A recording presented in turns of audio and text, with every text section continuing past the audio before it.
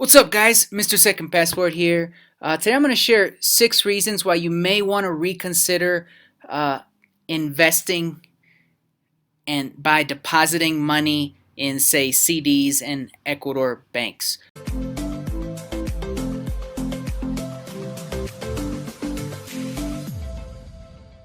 Right now, this is something I've done for a while, and generally I've had a pleasant experience, except for once when a bank did close on me about 10 years ago. I did get about 90 or so percent of the money back, but it took several years slowly but surely to get refunded back that money, and definitely no interest for that time that I lost as well. So again, obviously here are 6 reasons. 3 are pretty obvious why you may want to reconsider investing in Ecuador banks. CDs, yes, they can give very nice interest rates, like often as high as 8 or 9%, or sometimes more. But there is, you know, 3 obvious reasons and 3 maybe surprise reasons that you may be surprised to hear. The first 3 are the obvious ones. The first of the obvious would be obviously the bank or credit union institution cooperativa could close on you, like one did me once, and then you're basically only insured up to the insured amount, but it varies by institution what insurance level they have. Most of the bigger ones have up to 32,000 per depositor, not per account. And the second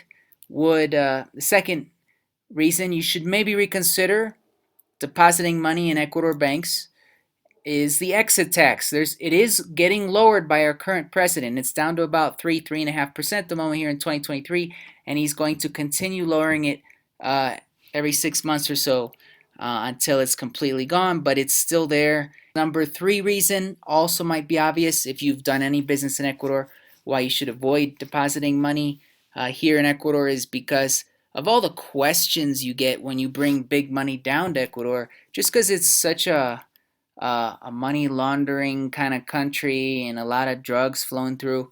You get a lot of questions when you bring in, especially larger amounts of money, and it's just kind of annoying. The fourth reason and the first of the surprise reasons that might surprise you is once you've deposited, I've learned this depositing here already, kind of the hard way, doing it myself. Once you've deposited money in a lot of these cooperatives and banks, you actually have to be present in a very specific limited date range that's coming up on the expiration of the CD in order to cancel it, right? They won't let you cancel the CD and take your money out from afar. So if you're abroad, if you're traveling, doing this, that, if just forget about it, it's too late. It automatically renews, and then you're screwed, right? The second of the surprise ones, here in Ecuador, you never know. We just had an election that swung the country ever so slightly, a little bit more left.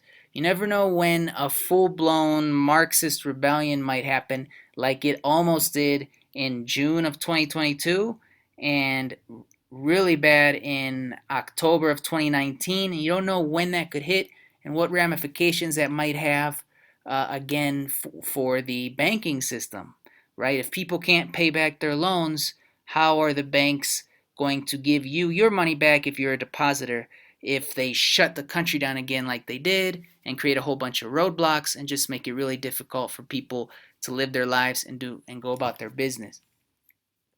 And the sixth reason I discovered when I got fined by the Social Security system down here, the ES, for not paying for one of my employees on time.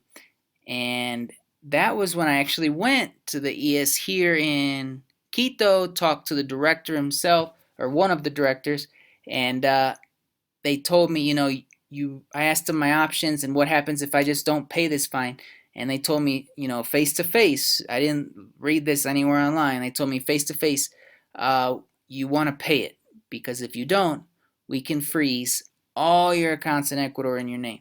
So obviously there's some sort of database that the government has, and if this is the sixth and surprise reason why you may want to reconsider bringing big money to Ecuador, or any money at all that you don't really need.